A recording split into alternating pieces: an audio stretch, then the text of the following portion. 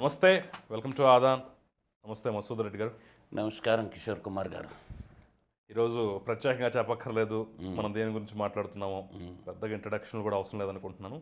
So Delhi ఫలితాలు చాలా వరకు ఊహించిందే, చాలా వరకు ఎగ్జిట్ పోల్స్ దాదాపుగా 99% నిజమయ్యాయి. ఒకటి అరా అంటే కొన్ని ప్రతిష్టాత్మకమైనటువంటి వ్యక్తులు సంస్థలు ఇచ్చినవి మాత్రం కొంత తిరగబడ్డ పరిస్థితి. మనం ఎప్పటికీ మన తెలుగువాడిగా గర్వంగా చెప్పుకునే కేకే సర్వే మాత్రం అంచనాలు తప్పడం అనేది కొంత ఆందోళన, కొంత బాధ కలిగించిన మాట అయితే వాస్తవం. సరే, ఈ అంశాలు పక్కన పెట్టినట్టయితే ఏమిటి ఫలితాలు రావడానికి మెయిన్ రీజన్ ఏమిటి? మనం ఎన్నాళ్ళు మాట్లాడుకున్న అంశాలు కాక ఇంకేమన్నా ఉన్నాయా?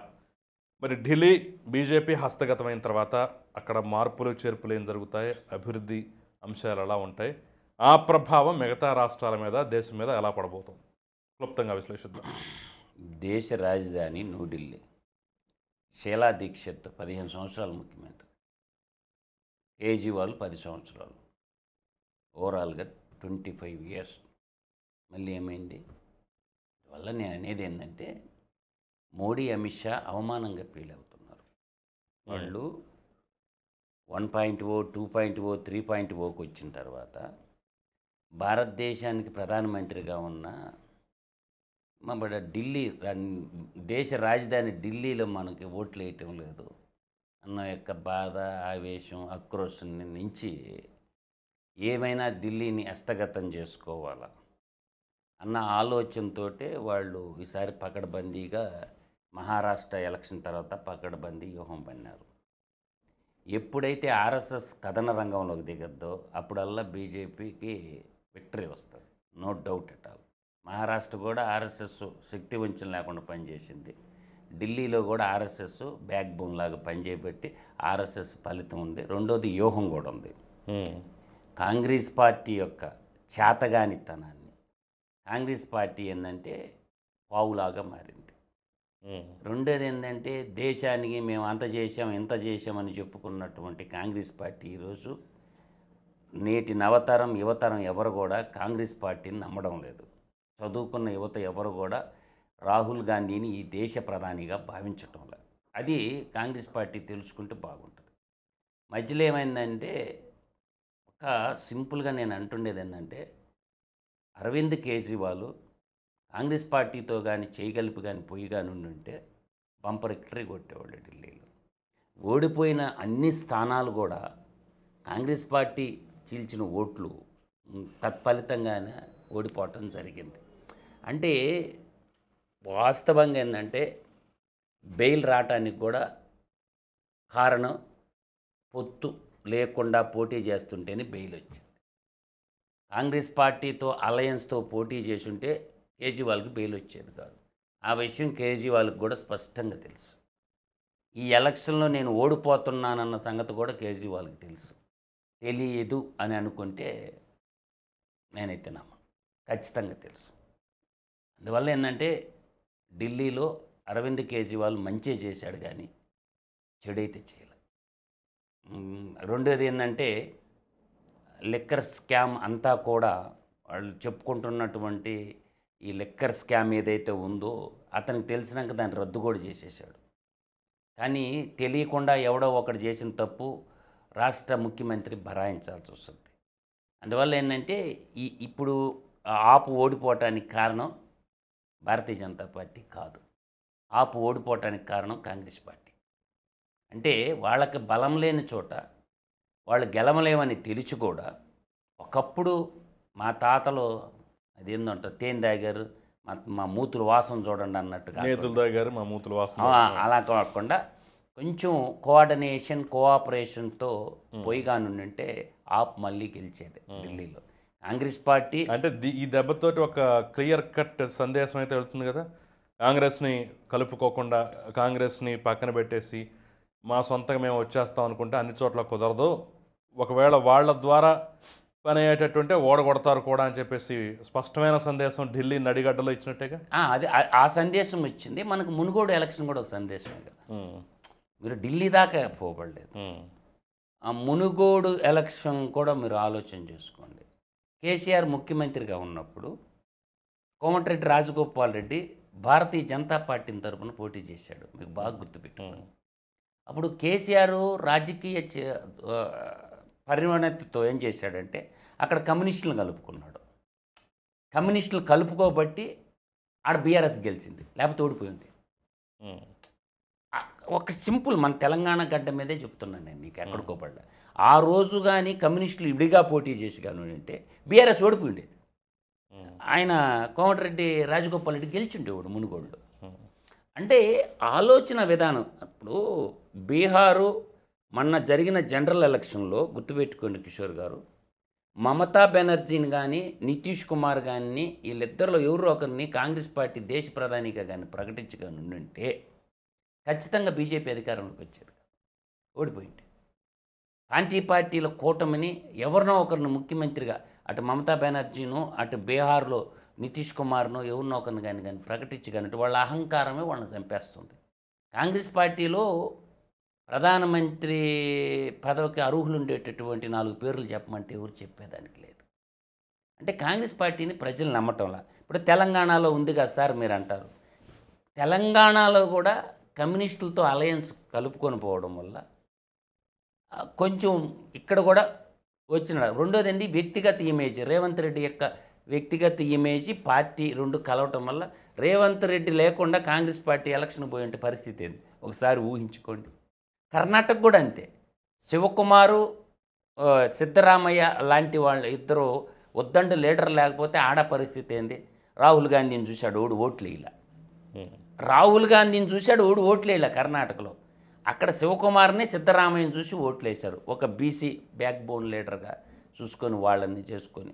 ఇక్కడ రేవంత్ రెడ్డి బలంగా చూసుకొని అటు పార్టీ రేవంత్ రెడ్డి కలవటం వల్ల అధికారంలోకి వచ్చినాక ఎన్నేం చెప్పొచ్చు. అధికారంలో రావటానికి ఇవే యుక్తులు ఒక్కొక్క రాష్ట్రంలో ఒక్కొక్క రకంగా ఉంటుందన్నమాట. రాహుల్ గాంధీ అనే వ్యక్తిని ఈ దేశ ప్రధానిగా నేటి నవతరం యువతరం మేము ఆకలనైనా బరాయిస్తాం కానీ ఆత్మగౌరవాన్ని మేము వదులుకోము. కాబట్టి ఎట్టి పరిస్థితుల్లో రాహుల్ గాంధీని ఈ దేశ ప్రధానిగా యువతరం ఒప్పుకోవటం, దాంట్లో మాత్రం నేను ఘంటాపదంగా చెప్పగలను. అందువల్ల ఏంటంటే ఒకవైపు మతవాదం లేదంటూనే పెద్ద మతతత్వ పార్టీ కాంగ్రెస్ పార్టీ. అందరూ భారతీయ జనతా పార్టీని మతతత్వ పార్టీ అంటారు కానీ అతి పెద్ద మతతత్వ పార్టీ కాంగ్రెస్ పార్టీ. మాది సెక్యులర్ పార్టీ అని పైకి చెప్పుకుంటారు, సెక్యులరిజం మచ్చుకు కూడా పడదు కాంగ్రెస్ పార్టీలో. ఎందుకంటే వాళ్ళ విధి విధానాలు. నిన్న మల్లికార్జున ఖర్గే గారు ఇవాళ కాంగ్రెస్ పార్టీకి అధ్యక్షుడిగా ఉంటూ కుంభమేళాన్ని అవహేళన చేస్తూ మాట్లాడాడు. అదే జెరూసలేంని అవహేళన చేసి మాట్లాడమనండి, అదే కాప్రా ఉంటుంది కదా దాన్ని అవహేళన చేసి ఎందుకు మాట్లాడడం. అంటే కుంభమేళాకి అంత కోట్ల మంది జనాభా వచ్చే కుంభమేళాన్ని ఒక భారతీయ సనాతన ధర్మంలో ఉన్న ఒక సంస్కృతిని అక్కడ అడ్మినిస్ట్రేషన్ లోపం వల్ల కొన్ని ఇన్సిడెంట్స్లు జరుగుతాయి. అట్ట అనుకుంటే భూపాల్ దుర్ఘటన జరిగింది మనకందరికీ తెలుసు. ఆ ఇటలీ ఓడిని అర్జున్ సింగ్ ఉన్నప్పుడు దేశ సరిహద్దులు దాటి పంపించాడు. మీథైల్ ఐసోసైనైడ్ ఆ రోజు మిథైల్ ఐసోసైనైడ్ దాన్ని అర్జున్ సింగ్ తప్పించిన మాట వాస్తవమే, రాజీవ్ గాంధీ తప్పించినటువంటి మాట. ఎంతమందిని చంపేశారు కాంగ్రెస్ పార్టీ అన్నాడు. అదొకటి. కాంగ్రెస్ పార్టీ హత్యల గురించి మాట్లాడాలంటే వాస్తవకంగా చెప్పుకోవాలంటే సంజీవ్ గాంధీ వాళ్ళ అమ్మని అడ్డం పెట్టుకొని ఎంతమందిని చంపేశాడు. సిక్కుల్ని ఓసకోత కోసాడుగా. ఢిల్లీ నడిబొడ్డు మీద మారణ హోమం సృష్టించినోడు ఎవడు? మారణ హోమం సృష్టించింది సంజీవ్ గాంధీ మారణ హోమం సృష్టిలా. అదేవిధంగా దేశ విభజనప్పుడు దాదాపుగా 22 లక్షల మంది ఏమైపోయినారో నేటికి జాడలేదు. ఆకలికే అడ్డంగా నరికేశారు కదా హిందువుల్ని ఆనాడు దేశ విభజనప్పుడు. ఆ విధంగా ఏ రకంగా చూసుకున్నా మత ఉన్మాది పార్టీ కాంగ్రెస్ పార్టీ అని మనం చెప్పొచ్చు, దాంట్లో ఎటువంటి సందేహం లేదు. అంటే ద్వంద్వ నీతి ఉండకూడదు, డబల్ స్టాండర్డ్ ఉండకూడదు, ఏదన్నా ఒకే విధమైనటువంటి స్టాండ్ ఉండాలి. అందువల్ల ఏంటంటే కాంగ్రెస్ పార్టీలు చెప్పుకోవచ్చు, గొప్పగా చెప్పుకుంటారు మా ఓహో అని. అంటే ఇక్కడ నేనంటుండేది ఢిల్లీ ఫలితం అనేది అందరికీ తెలిసిందని కాదు. అక్కడ పొలిటికల్ గేమ్ వేరు, ఓటింగ్ వేరు. ఓటింగ్ పర్సంటేజ్ తీసుకున్నా కూడా పెద్ద పోలైన పర్సంటేజ్ కూడా లేదు. ఇప్పుడు 60.42% అయింది 11 డిస్టిక్లో, 60.42% ఓటింగ్ పోలైంది. అసలు నేను అంటుండేది ఏంటంటే, ఓటైనోడికి ఇలా దాదాపుగా ఇంచుమించుగా 41% అయితే ఓటుకు పోలేదుగా, వాళ్ళకి భయం లేదు. అంటే ఎలక్షన్ కమిషన్ ఆఫ్ ఇండియా కూడా కఠినమైనటువంటి నియమ నిబంధనలు పెట్టకుండా, ఎగ్జామ్స్ని ఎవరికి ఏదన్నా ఎమర్జెన్సీ హాస్పిటల్లో ఉన్నా, విదేశాల్లో ఉన్నా, లేదు హెల్త్ కండిషన్స్ బాగలేక ఏదన్నా పిల్లలకి పరీక్షలు ఎగ్జామ్స్ ఉన్నా, లేదు త్రివిధ దళాలలో పనిచేస్తున్నా వాళ్ళకి పోస్టల్ బ్యాలెట్ ఇస్తారు. ఎక్కడన్నా ఉంటే పోస్టల్ బ్యాలెట్ ఉంటారు. అంటే వాళ్ళని పక్కన పెడితే ఓటైన వాళ్ళకి ఏం చేయాలి? ఇమీడియట్గా పవర్ కట్ చేసేయాలా, వాడుకున్న రేషన్ కార్డు కట్ చేయాలా, వాడుకున్న డ్రైవింగ్ లైసెన్స్ కట్ చేయాలా, వాడితో ఉన్న పాస్పోర్టు మొత్తాన్ని రద్దు చేసి అవతల పాడేయాలా? ఎందుకు కఠినమైనటువంటి నిర్ణయం ఎలక్షన్ కమిషన్ ఆఫ్ ఇండియా తీసుకున్నది? ఈడ గెలిచిందెవడు ఓడిందెవడు అనుకుంటే ఈడ పార్టీలు గెలుస్తాయి, ప్రజలు ఓడిపోతున్నారు. ఇది ఎలక్షన్ కమిషన్ ఆఫ్ ఇండియా కూడా ఈ భారతదేశంలో మనకు హైదరాబాద్ ఎలక్షన్లే తాస్కాడు. ఓటర్ లిస్టు పెద్దగా ఉంటే 45%, 50% కూడా ఓట్లు పోలు కానప్పుడు అది విక్టరీ ఎలా అవుద్ది? మోసం చేయటమే అంటా నేను, ప్రజాస్వామ్యాన్ని బదనాం చేయటమే అంటా నేను. ఎలక్షన్ కమిషన్ ఆఫ్ ఇండియా కఠినమైన నిర్ణయం తీసుకుంటే నీకేమవుద్దంటే 90% పోలు అవుతాయి. ఎందుకు పోలు కావు? వాడికి పాస్పోర్ట్ రద్దని చెప్పండి, డ్రైవింగ్ లైసెన్స్ రద్దు అని చెప్పండి, ఓటు అయిపోతే జిఎస్టీ రద్దు అని చెప్పండి, ఇన్కమ్ ట్యాక్స్ రిటర్న్స్ ఒప్పుకోమని చెప్పండి. ఇటువంటి చిన్న చిన్నవి వాటర్ కనెక్షన్ కట్టానండి, పవర్ కనెక్షన్ కట్టానండి, ఇటువంటి సామాజిక సంబంధించినవి ఒక 5-6 మెయిన్ తీసుకుంటే అప్పుడు ఏమవుతాడు పరిస్థితి? బూత్కి వచ్చి ఓటేయడా? క్రికెట్ మ్యాచ్ జరుగుతున్న ఓటింగ్కి రారు. అందువల్ల బాధ్యత అనేది ఇక్కడ లోపం అనేది ఇంకోటి కూడా ఉంది కిషోర్ గారు, మీరు అర్థం చేసుకోండి. ఒక పార్టీ అధ్యక్షుడిని ఎవడు ఎన్నుకోవాలా? పార్టీలో ఉన్న సభ్యులు ఎత్తుకోవాలా? నువ్వు ఒకటి పేరు రాసుకొని ఆడ పెట్టుకుని ఇటు పార్టీ అధ్యక్షుడు అంటే ఆ నామ్స్ కూడా బలంగా పెట్టాలిగా. అంటే ఎలక్షన్ కమిషన్ ఆఫ్ ఇండియా చేస్తున్నటువంటి టిఎన్ శేషన్ గారిని ఎలక్షన్ నడిపించారు, ఇప్పుడు ఎలక్షన్ కమిషన్ ఆఫ్ ఇండియా కూడా నడిపిస్తుంది ఎలక్షన్. అని నా ఆలోచన విధానం ఏంటంటే, ఒక ఆలోచన చేసుకోండి మీరు, నేను అంటుండే వ్యాలిడ్ పాయింట్ మీరు అర్థం చేసుకోండి. ఈ ఆలోచన విధానంలో ఎలక్షన్ కమిషన్ ఆఫ్ ఇండియాలో మార్పులు రాకుండా ప్రజాస్వామ్యాన్ని పరిరక్షించడం చాలా కష్టం. సరే, మనం మళ్ళీ ఒకసారి ఢిల్లీ మీదకి వస్తే, ఇక్కడ కేజ్రీవాల్ ఆయన పార్టీ పెట్టిన దగ్గర నుంచి ఆయన విధానం, ఆయన నడవడిక, ఆయన ఎత్తుకున్నటువంటి అంశాలు చాలా సామాన్యుడికి దగ్గరగా ఉన్నాయి, సామాన్యుడు ఆదరించేలా ఉన్నాయి అనేటటువంటి అంశం మనం చూస్తూనే ఉన్నాం. పోను ఆ విధానాల్లో మార్పులు వచ్చాయని, ఆ విధానాల నుంచి పక్కకు తప్పుకున్నాడని, ఏ అవినీతికి వ్యతిరేకంగా అయితే ఉద్యమం చేశాడు, ఈరోజు అవినీతి అరవింద్ కేజ్రీవాల్ చేశాడు అని చెప్పేసి ప్రజలు నమ్మారు, విశ్వసించారు బలంగా అనేదైతే ప్రస్తుతం వస్తున్నటువంటి ఒక విమర్శ. ఏ పునాదుల మీద అయితే ఆయన వచ్చాడో అసలు పూర్తిగా దాన్ని మర్చిపోయాడు అనేది తప్పు.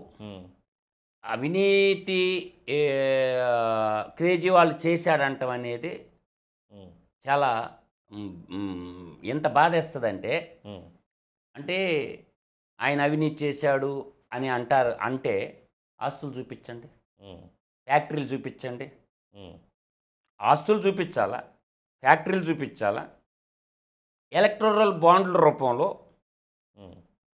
అరవింద్ కేజ్రీవాల్ పార్టీకి ఎంత అమౌంట్ వచ్చింది, ఇదే కదా. ఇది ఇంకొక రెండో అవినీతి అవపడదు, ఎలక్టోరల్ బాండ్లే కదా.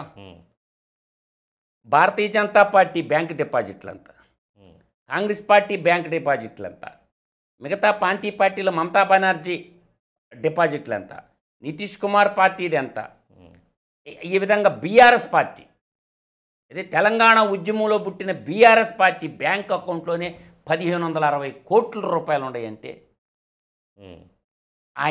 ఆయన ఏదన్నా ఎలక్షన్ ఫండ్ రూపంలో తీసుకొని ఉంటే, ఆ గోవా ఎలక్షన్ కొంత, ఆ పంజాబ్ ఎలక్షన్ కొంత, పంజాబ్ ఎలక్షన్ దగ్గర నుంచే మసకబారిపోయాడు. అది పంజాబ్ ఎలక్షన్కే జగన్మోహన్ రెడ్డి కూడా ఫండింగ్ ఇచ్చాడు, అది నేను ఉత్తరప్రదేశ్ ఎన్నికల్లో అఖిలేష్ యాదవ్కి ఫండింగ్ ఇచ్చాడని చెప్పేసి కూడా బలమైన ఆరోపణలు ఉన్నాయి. నేను అనేది ఏంటంటే, అది ఆరోపణల వరకే, దాన్ని ప్రూవ్ చేయాల్సి ఉన్నటువంటి వాళ్ళు భారతీయ జనతా పార్టీ వాళ్ళు ప్రూవ్ చేయాలి. నేను అంటుండేది ఏంటంటే 100 కోట్లు 200 కోట్లకి 300 కోట్లు ఎంత రూపాయి అయినా అవినీతే. దానికి నేను ఒప్పుకోను, అవినీతే. ఓకే. కానీ 25 లక్షల కోట్ల రూపాయలు, not a joke, small amount కాదు కదా, 25 లక్షల కోట్ల రూపాయలు కార్పొరేట్లకి రుణమాఫీ చేసినవు కదా. ఇది ఏ అవినీతి కిందకు వస్తుంది? ఇది అవినీతి కాదా? అంటే 25 లక్షల కోట్ల రూపాయలు కార్పొరేట్ శక్తులకేమో రుణమాఫీ చేస్తావు. దేశానికి అన్నం పెట్టే అన్నదాతలు వందల వేల రోజులు ధర్నాలు చేసినా రూపాయి రుణమాఫీ కాదు. వాస్తవం ఇదే కదా కిషోర్ గారు. అంటే 55% ఎంప్లాయ్మెంట్ ఇస్తున్నటువంటి అన్నదాతలు, పంజాబ్ రైతులు కానీ, హర్యానా రైతులు కానీ, అన్ని రకాల గుజరాత్ రైతులు కానీ, భారతదేశం అంతా వాళ్ళకేం చేయవు రుణమాఫీ. కానీ అదానీ, అంబానీ వాళ్ళ పెద్దోళ్ళకి ఏం చేస్తున్నావు నువ్వు? 25 లక్షల కోట్లు లోన్లు కట్టొద్దని రైట్ ఆఫ్ చేసిండా లేదా మోడీ గారు? అన్నదాతలకు ఏమి ఇచ్చిండు? అదేవిధంగా ఢిల్లీలో చూసుకుందాము. లెఫ్టినెంట్ కన్నల్ని అడ్డం పెట్టుకొని మీరు గవర్నర్నే అడ్డం పెట్టుకొని, ఆ పవర్ లెఫ్టినెంట్ గవర్నర్నే నువ్వు అడ్డం పెట్టుకొని, లెఫ్టినెంట్ కన్నల్ లాంటి వాడు లెఫ్టినెంట్ గవర్నర్, ఆ గవర్నర్ని అడ్డం పెట్టుకొని వాడిని పని చేయనిచ్చినా? గవర్నర్లు ఎవరికి బానిసలు?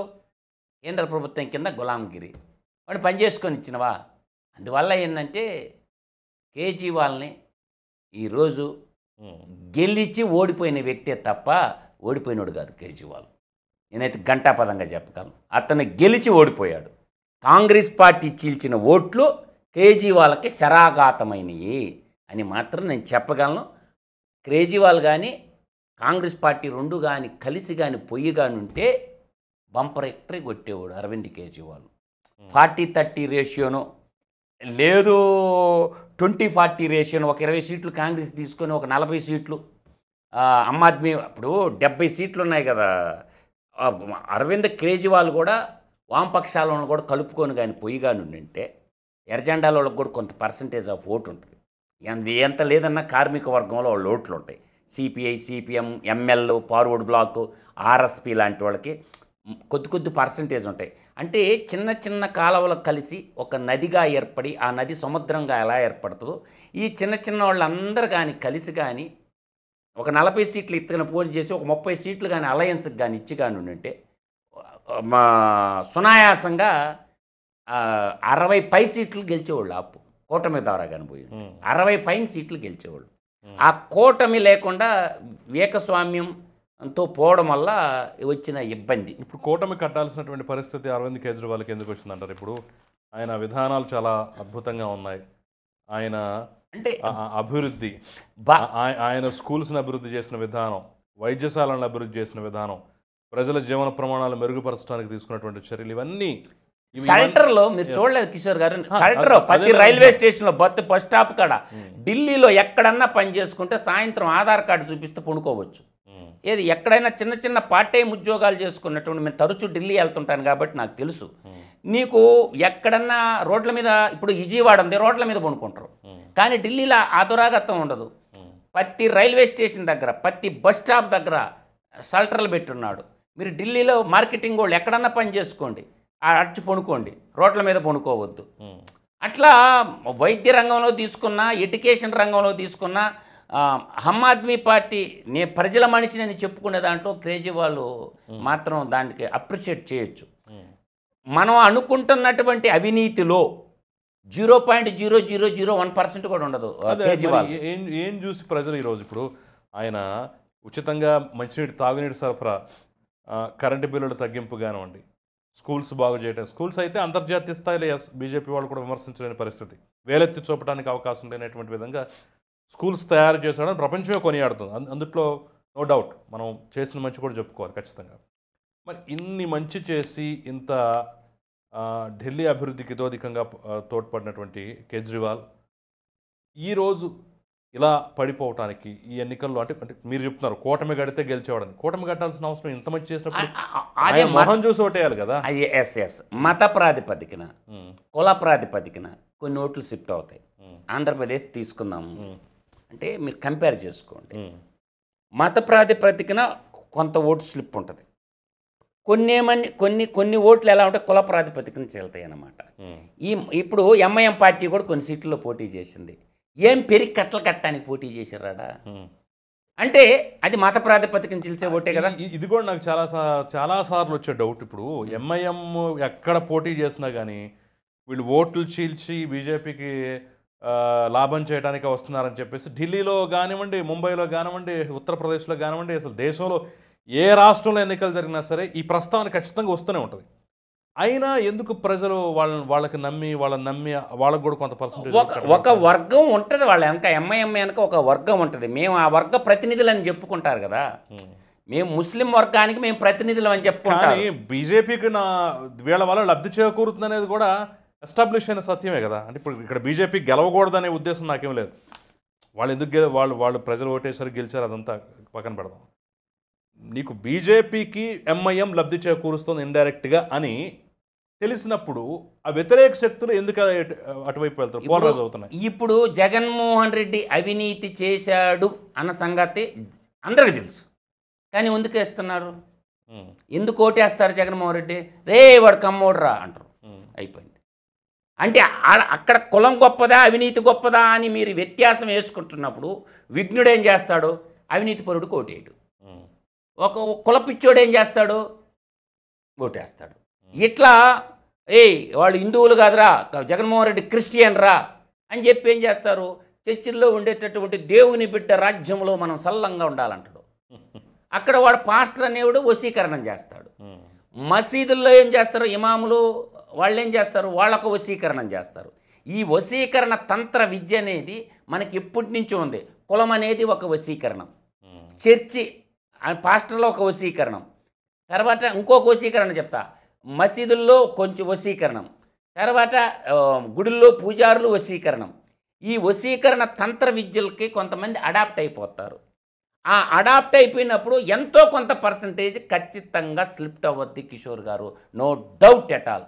నేను చెప్పిందే దీనికి మార్గం.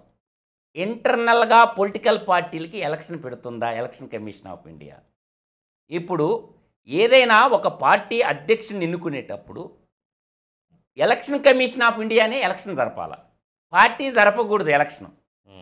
ఎలక్షన్ కమిషన్ ఆఫ్ ఇండియా అనే నోటిఫికేషన్ ఇచ్చి దాంట్లో ఉన్న ట్రెజరర్ పోస్ట్ కానీ అధ్యక్షుడి పోస్ట్ కానీ ఏ అయితే పోస్టులు ఉన్నాయో ఆ పోస్టులకి అన్నిటికీ నామినేషన్ తీసుకొని ఎలక్షన్ కమిషన్ ఆఫ్ ఇండియా ఆ పార్టీ సభ్యత్వం ఉన్న వాళ్ళ చేత ఓటింగ్ కానీ వేయించి కార్యవర్గం ఏర్పాటు చేసిందనుకో, అప్పుడేమవుతుంది చెప్పండి? అప్పుడేమవుతుంది? కుటుంబ పాలన పక్కకి వెళ్ళిపోద్ది, ప్రజాస్వామ్యం కూడా పరిడి వెళ్ళొస్తుంది. అందువల్ల అటువంటి ఇప్పుడు ఓటేశారు, ఇది కాంగ్రెస్ పార్టీకి వేశారు, ఎంఐఎంకి వేశారు, ఆమ్ ఆద్మీకి వేశారు, తర్వాత బీజేపీకి వేశారు, అన్నిటికీ వేశారు. అల్టిమేట్గా ఓటర్లు ఓడిపోయారు, రాజకీయ పార్టీలు గెలిచినాయి నేనంట. పర్సంటేజ్ తీసుకోండి, పోలైన ఓట్లలో పర్సంటేజ్ తీసుకోండి, ఎప్పుడు ఓటర్లు ఓడిపోతారు, రాజకీయ పార్టీలు గెలుస్తాయి.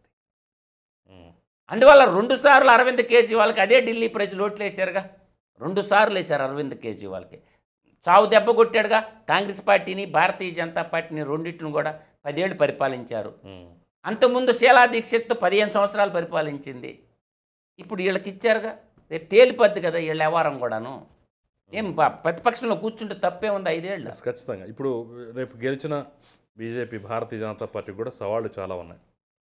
ప్రాంతీయ పార్టీలను వీళ్ళు చాలా కామెంట్లు చేస్తుంటారు, వీళ్ళు అలాంటి హామీలు ఇచ్చారు, ఇలాంటి హామీలు ఇచ్చారు, ఉచితాలు ఇచ్చారు, అనుచితాలు ప్రచారం చేశారని. ఉచితం ఎప్పుడు అనుచితం కాదు. ఇప్పుడు వీళ్ళు కూడా అదే పంథాలు వెళ్ళారు ఇప్పుడు ఢిల్లీలో కూడా. ఎస్, ఎందుకంటే మీకు గుర్తుపెట్టుకోండి, చాణక్య రాజనీతి అనేది ఒకటి ఉంటుంది పుస్తకం. చాణక్యుడు ఏం చెప్తాడంటే, నువ్వు ఎలా గెలిచావా అన్నది ఎవరు చూడ్డు, నువ్వు కుర్చీలో కూర్చున్నావా లేదా, ఆ నీతిని అవలంబిస్తున్నాడు. చాణక్య రాజనీతిని మోడీ గారు అవలంబిస్తున్నాడు. నేను ఏమి చేసైనా రాజ్యాధికారంలో ఉండాలి. అసలు భారతీయ జనతా పార్టీ యొక్క లక్ష్యం ఒక టార్గెట్, వాళ్ళ యొక్క లక్ష్యం టార్గెట్ ఏంటంటే, భారతదేశంలో ఒక టాస్క్ ఇచ్చారు, ఆ టాస్క్లో కొన్ని సక్సెస్ అయ్యాడు మోడీ గారు, ఇంక 2 టాస్కులు ఉండే, ఈ లోపు ఆయన కంప్లీట్ చేసేయాల. పాక్ ఆక్రమిత కాశ్మీర్ని భారతదేశంలో విలీనం చేయాలి, అదొక టాస్క్ ఉంది. ఇండియన్ కాన్స్టిట్యూషన్ ఏదైతే ఉందో, ప్రధానమంత్రి ఏదైతే పదవి ఉందో, ప్రెసిడెంట్ రూల్కి భారతదేశం తేవాలి. ఈ 2 టాస్క్లు ఆగిపోయి ఉన్నాయి మోడీ గారికి. ఒకటి పాక్ ఆక్రమిత కాశ్మీర్ని భారతదేశంలో విలీనం చేయటం. ఇంకొక పాయింట్ ఆఫ్ వ్యూ ఏంటి వాళ్ళకు ఉండేది, భారతదేశాన్ని అధ్యక్ష తరహా పాలనకు తేవడం. ఈ 2 టాస్కులు ఈ టర్మ్లో కంప్లీట్ కావు. ఒకవేళ అయితే పాక్ ఆక్రమిత కాశ్మీర్ని భారతదేశంలో విలీనం, మీరు ఇంటర్నల్ సమస్యలు ఆలోచిస్తుండవు, ఎక్స్టర్నల్ సమస్యలు కూడా ఆలోచించాలి కిషోర్ గారు. ఎప్పుడు కూడా రాజకీయాల్లో నేను అంటుండే చూడండి, ఇంటర్నల్ ఇష్యూ లేరు, ఎక్స్టర్నల్ ఇష్యూ లేరు. ఎక్స్టర్నల్ ఇష్యూల్ని ట్యాకిల్ చేయటంలో మోడీ ఈజ్ ద మాస్టర్ అని చెప్పగలం, మాస్టర్ మైండ్ అని చెప్తాం. ఇంటర్నల్ ఇష్యూలు అనేకం ఉన్నాయి, వీటిని బ్యాలెన్స్ చేసుకోవాల్సింది ఫెడరల్ సిస్టంలో రాష్ట్ర ముఖ్యమంత్రులు బ్యాలెన్స్ చేసుకోవాలి. ఎక్స్టర్నల్ ఇష్యూలు లాట్ ఆఫ్ ఎక్స్టర్నల్ ఇష్యూస్ ఉన్నాయి. ఒకవైపు పాకిస్తాన్, మరోవైపు బంగ్లాదేశ్, ఒకవైపు శ్రీలంక, మరోవైపు అంటే మాల్దీవ్స్, మరోవైపు China, 1 nation 1 road China road, తర్వాత ఇంకొక వైపు అమెరికా, ఇంకొక వైపు విదేశీ వ్యవహారాలు. వీటన్నిటిలో మోడీ మాత్రం ఎక్సలెంట్గా పనిచేస్తున్నాడు ప్రపంచ దేశాల్లో. దాంట్లో మాత్రం నేను ఒప్పుకుంటా. ఇంటర్నల్కి వచ్చేసరికి ఏమందంటే, ఇంటర్నల్ విషయంలో ఫెడరల్ సిస్టంలో వివిధ రాష్ట్రాల్లో వివిధ పార్టీలు అధికారంలో ఉండటం వల్ల ఏమందంటే కోఆర్డినేషన్, కోఆపరేషన్. ఇప్పుడు ఎలక్షన్ల దాకే ఉండాలి రాజకీయం అనేది. తర్వాత ప్రభుత్వం అంటే ప్రజలందరిది, అన్ని రాజకీయ పార్టీలు అన్నట్టుగా ఉంటా. అప్పుడు తమిళనాడు ఏమవుతుంది చూస్తున్నాం కళ్ళ ముందు. కేరళలో ఏమైంది, కమ్యూనిస్టులు కూడా అవినీతికి పాల్పడతారా? నిన్న లెక్కర్ స్కామ్ వచ్చిందిగా. దేశభక్తులైన కమ్యూనిస్టులు అంటే ఎంతో కొంత కమ్యూనిస్టుల మీద గౌరవం ఉన్నది. ఇప్పుడు ఆంధ్రప్రదేశ్లో కూడా కమ్యూనిస్టు వాళ్ళు జగన్మోహన్ రెడ్డితో చేయలు కలిపితే ఏమవుద్ది, వాళ్ళ నీతి అనేది చచ్చిపోద్ది. జగన్మోహన్ రెడ్డితో చేయి కలిపారు కమ్యూనిస్టులు అంటే వాళ్ళ నీతి చచ్చిపోయినట్టే. వాళ్ళు ఇండివిడువల్గా ఉంటే అంటే ఒక అవినీతి పరుడితో రాజ్యాధికారం కోసం ఎలా చేయగలుగుతారు? కలపటానికి కూడా అది కూడా అందువల్ల ఏంటంటే అవకాశం ఉందంటున్నారు కదా, అది పొలిటికల్ రాజకీయ వ్యూహం. నిన్న బొందాకారతో నెల్లూరులో బండబూతులు తిట్టిపోయింది చంద్రబాబు నాయుడు. ఇంకా వాళ్ళ బెంగాల్లోనే ఏం లేదు, వాళ్ళకున్న త్రిపుర పోయింది, బెంగాల్ పోయింది, మిణుకుమంట కేరళ ఉంది. ఆ కేరళ కూడా ఊడిపోద్ది ఈసారి. ఇంకేమవుతుంది? ఎందుకంటే కమ్యూనిస్టులు ఏంటంటే పోరాటంలో ముందుంటారు, ప్రాణం కూడా పోకుండా ఫైటింగ్ నేచర్లో ముందుంటారు. 2004లో విద్యుత్ ఉద్యమం, బషీర్బాగ్ కాల్పులు జరిగింది, మొత్తం సమిధులైంది కమ్యూనిస్టులు, చచ్చిపోయింది కమ్యూనిస్టులు. వాళ్ళ రక్త తర్పణం చేస్తే రాజశేఖర రెడ్డి ముఖ్యమంత్రి అయింది. చనిపోయిందంతా కమ్యూనిస్టులే. ముఖ్యమంత్రి అయింది ఎవరు? రాజశేఖర రెడ్డి. అదే రాజశేఖర రెడ్డి ముదిగంటలో మళ్ళీ అదే కమ్యూనిస్టులను కాల్చి చంపించారు. చర్చిలు పిలిచి ఇసం పెట్టి చంపాడు కదా. ఇప్పుడు అన్నల్ని చర్చిలకు పిలిచి చంపేశాడుగా. వాడు మిలిటరీ వాడిని డీజీపీగా పెట్టుకొని, ఆ మిలిటరీ వాడు ఒకడుండు, వాడిని డీజీపీగా పెట్టుకొని, వాడి పెళ్ళాము మెదక్ జిల్లా కలెక్టర్గా మానవ అక్రమ రవాణా కేసులో ఇరుక్కొని ఉంటే, ఏంది మనుషుల అక్రమ రవాణా కేసులో వాడు పెళ్ళాం ఇరుక్కున్నది. ఆమె ఐఏఎస్ ఆఫీసరు. వీడు మిలిటరీ నుంచి వచ్చి ఆ అన్నల్ని చర్చిలకు పిలిపించి, నల్లమల్ల ఫారెస్ట్లో ఉన్న అన్నల్ని చర్చిలకు పిలిపించి, ఆ చర్చిలకు పిలిపించి వాళ్ళు వచ్చిన తావు కొనుక్కొని మొత్తాన్ని చంపేసిండుగా. వాళ్ళు అబూజుమాడు అట్ట మొత్తం ఖాళీ చేసి వెళ్ళిపోయారుగా. అంటే ఇప్పుడు జగన్మోహన్ రెడ్డి కూడా అదే ఎర్రజెండా వాళ్ళని దగ్గర పెట్టుకొని ఉద్యమాలకు ముందుకు వాళ్ళకి నెట్టి ఈడింట్లో నుంచి బయటికి రాలేకపోతుండు. తాడేపల్లి కొంపలో నుంచి ఈడేం బయటికి రాలేకపోతుండు ప్యాలెస్ పిచ్చోడు. ఈ ప్యాలెస్ పిచ్చోడు ఏం చేస్తుండే, ఎర్రజెండా వాళ్ళని అడ్డం పెట్టుకుని వాళ్ళకి ముందు నెట్టి వాళ్ళ వెనక నేను ఉంటా, వాళ్ళు రక్తం తర్పణ చేస్తే ఆ తర్పణం మీద నేను మళ్ళీ ముఖ్యమంత్రిని అవుతా అన్న దుర్మార్గమైనటువంటి ఆలోచన ఏదైతే ఉందో దాన్ని కమ్యూనిస్టులు ఎంతవరకు సమర్థిస్తారో, ఎంతమందికి చేయిస్తారో అది కూడా చూద్దాం మనం. నేను అనేది ఏంది, అరవింద్ కేజ్రీవాల్ అయితే, నిజం చెప్తున్నాను, అరవింద్ కేజ్రీవాల్ అయితే ఏ తప్పు చేయలా. వీళ్ళు దోచుకున్న దానికంటే కూడా ఎలక్టోరల్ బాండ్లో కాంగ్రెస్ పార్టీ, భారతీయ జనతా పార్టీ, వైఎస్ జగన్మోహన్ యువజన శ్రామిక రైతు పార్టీ, భారతీయ రాష్ట్ర సమితి, తర్వాత Mamata Banerjee party, Nitish Kumar party, Lallu party, Sharad Pawar party, తర్వాత ఇంకా చాలా పార్టీలు ఉన్నాయి, మధుకోడా పార్టీ, వీళ్ళు దోచుకున్న దాంట్లో 0.001% కూడా లేదు.